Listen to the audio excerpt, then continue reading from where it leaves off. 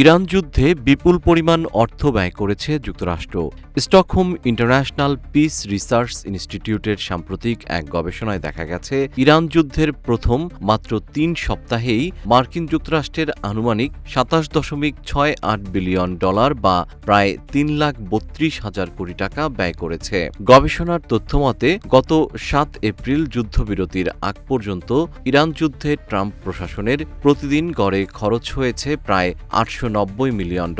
এই বিপুল অর্থের একটি বড় অংশ ব্যয় হয়েছে গোলাবারুদ, বিমান হামলা, নৌসেনা মোতায়েন এবং গোয়েন্দা কার্যক্রমে, যার মধ্যে গোলাবারুদ ও ক্ষেপণাস্ত্রে প্রতিদিন খরচ হয়েছে $৩২০ মিলিয়ন, যা মোট ব্যয়ের ৩৬%। টমাহক ক্রুজ মিসাইল এবং জেডিএএম বোমার মতো মারণাস্ত্রের পেছনে গেছে এই অর্থ।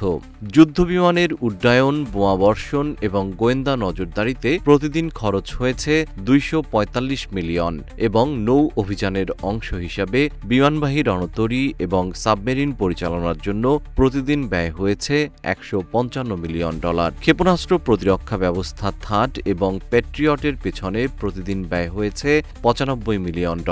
গোয়েন্দা কার্যক্রমে সহায়ক কৃত্রিম উপগ্রহের চিত্র এবং সাইবার কার্যক্রমের পেছনে প্রতিদিন $৪৫ মিলিয়ন খরচ করেছে পেন্টাগন। এছাড়া সৈনিকদের বেতন এবং লজিস্টিক খাতে প্রতিদিন ব্যয় হয়েছে $৩০ মিলিয়ন। গবেষণাটি আরও জানায়, এই যুদ্ধে প্রতি সেকেন্ডে প্রায় $১০,৩০০ বা বাংলাদেশি টাকায় প্রায় ১২,৩৭,০০০ টাকা খরচ করেছে ওয়াশিংটন।